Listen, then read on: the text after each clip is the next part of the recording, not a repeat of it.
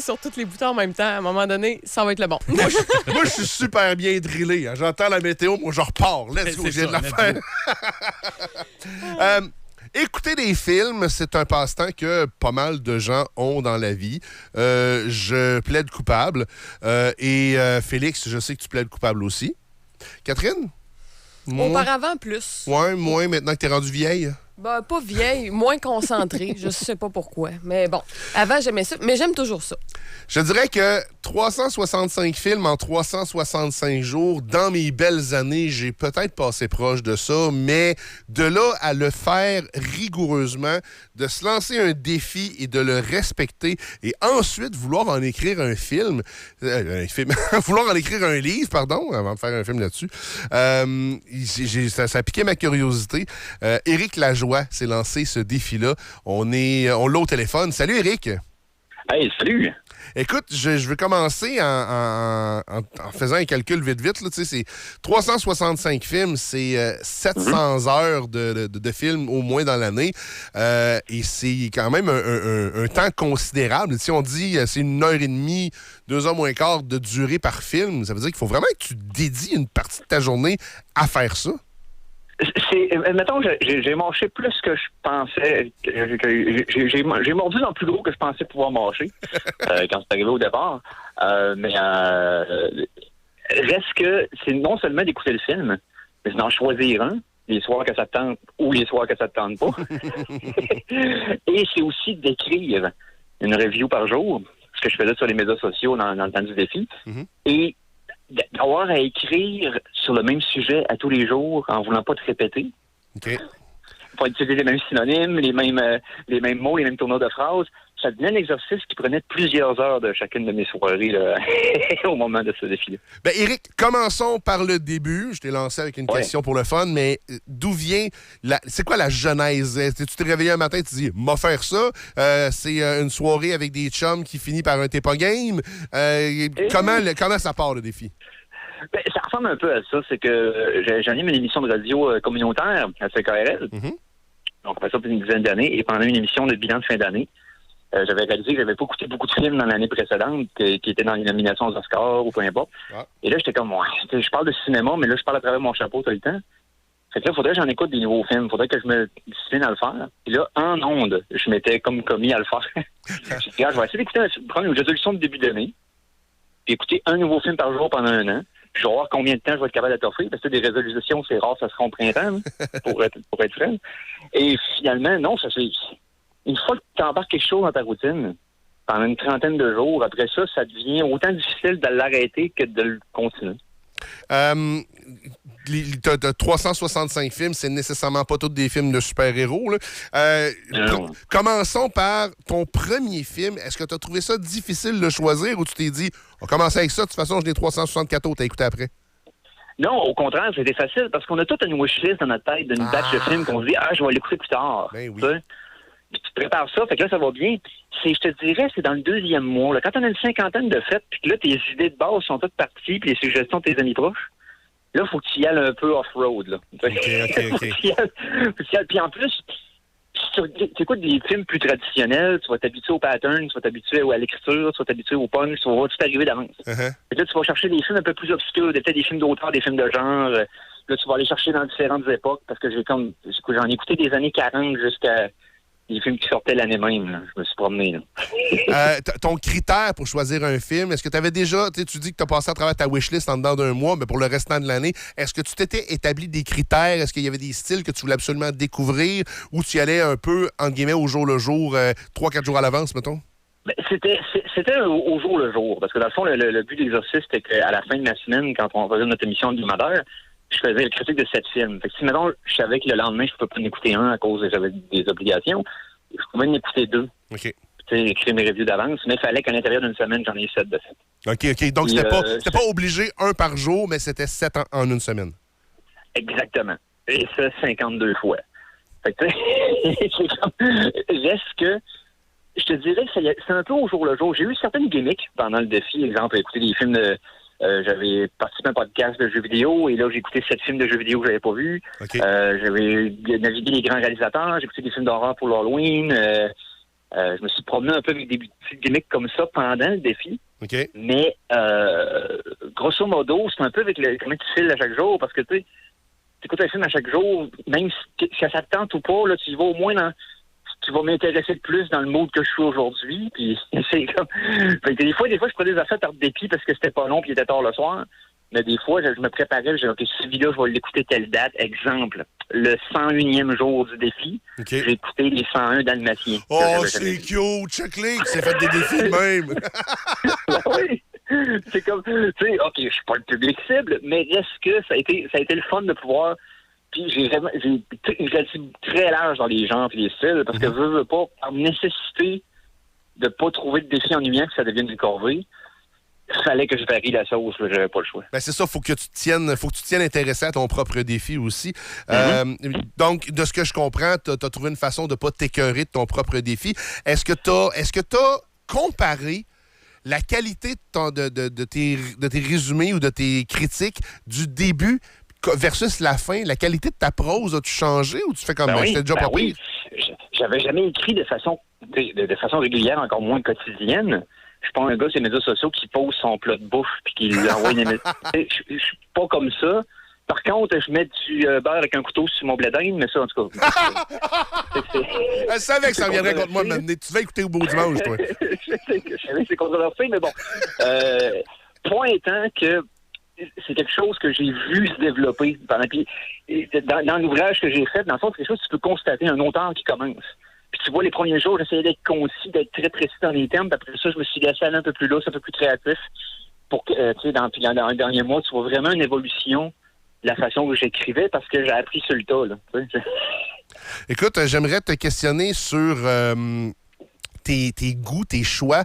T'en as 365 que tu as écoutés, sans nécessairement faire un ordre précis, mais mettons, les 2-3 meilleurs que tu te rappelles là, vite de même, puis les 2-3 plus belles surprises. Tu t'attendais à rien, puis tu as fait « Oh, wow! » Ah, il y en a une couple. J'ai fait d'ailleurs, à la fin du livre, j'ai tout un rang de paquets de top 5 dans différentes catégories. Okay.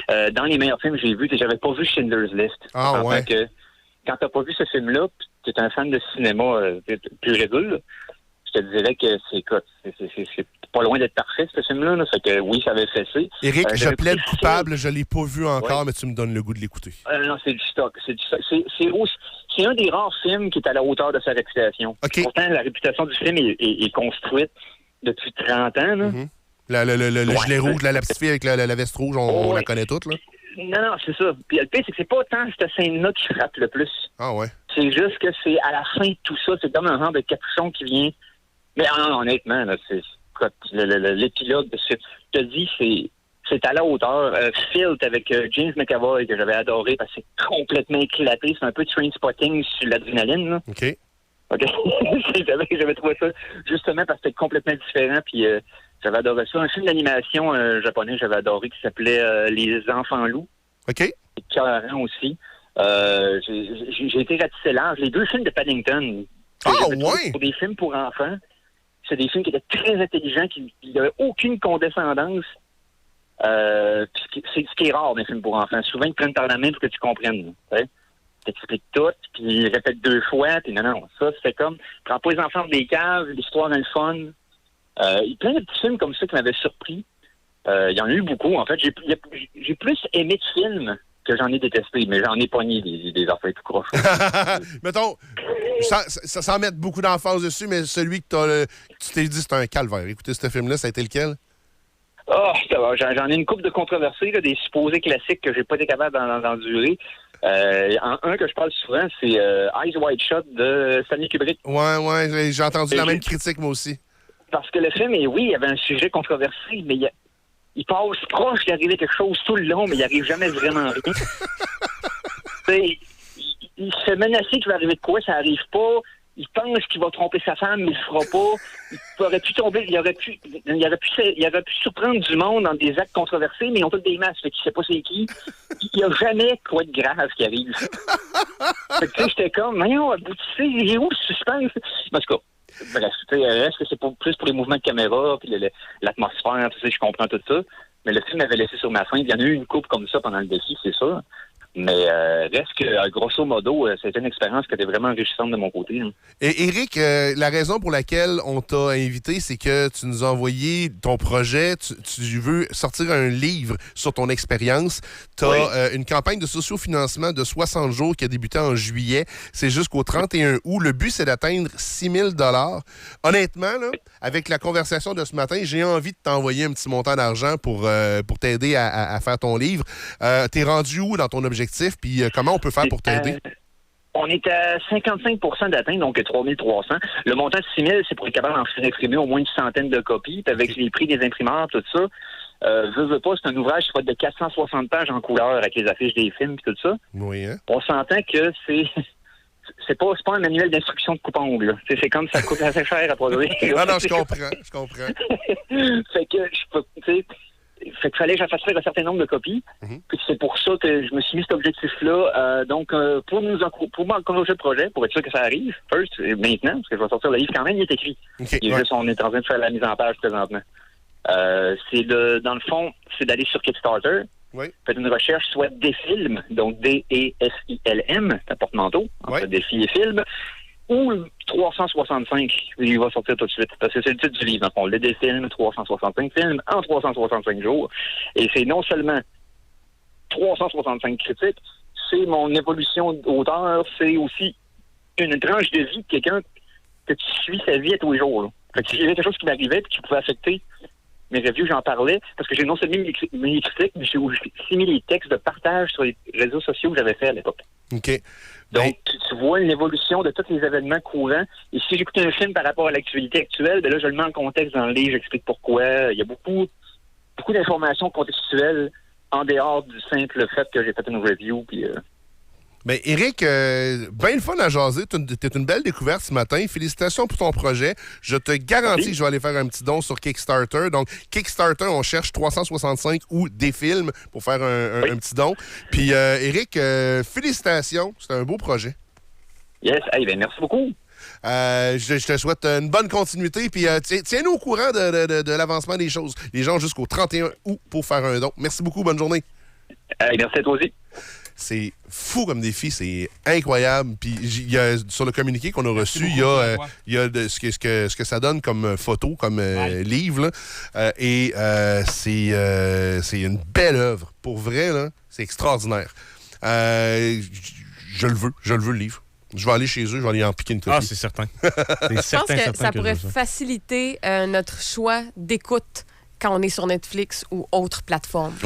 Oui, ou tu sais, des fois, il l'a dit, là, tu sais, on a tous une liste de films qu'on veut voir, puis qu'on se dit, ouais, peut-être, ou je sais pas, ça vaut-tu la peine? Ben, en tout cas, c'est son opinion à lui. On s'entend que, tu sais, Eyes Wide Shut, ça a été vu comme un chef-d'œuvre, puis que lui, il a pas aimé ça pantoute. On peut avoir des opinions divergentes sur différents films, mais ça peut faire un maudit beau livre de chevet aussi pour des suggestions de films. Puis comme il l'a dit, il a aimé la majorité des films qu'il a vus. Mm-hmm. Donc, c'est sûr que il est allé chercher le positif de chaque film pour chaque personne. Donc, j'ai quelque chose de similaire. Ça affecte vraiment là, ton envie d'écouter des films. C'est un petit poster à gratter avec 100 des meilleurs films à écouter. Ça te donne le goût. Tu le vois, t'es comme ça, je suis dû pour gratter quelque chose. Fait que tu te mets, t'écoutes un film, puis tu peux cocher une case de plus. Puis c'est drôle parce que, tu sais, il parle de la liste de Schindler. Il a parlé de Filth aussi, avec James McAvoy là-dedans. C'est deux films que j'ai chez nous, que j'ai achetés à travers les années et que je n'ai jamais vus comme un tata. Puis quand on est parent, c'est sûr qu'on a moins le temps un peu, là, mais ça me donne le goût de prendre le temps pour écouter ces films-là. Kickstarter.com, cherchez 365 ou des films si vous voulez l'aider à finaliser son projet. On fait une tournée des entraves avec Félix-Antoine. FM 93, circulation. Entraves et travaux. Là, je vous ai peut-être trop déstabilisé aux dernières entraves en faisant quelque chose de nouveau. On va retourner au secteur qui continue d'être difficile depuis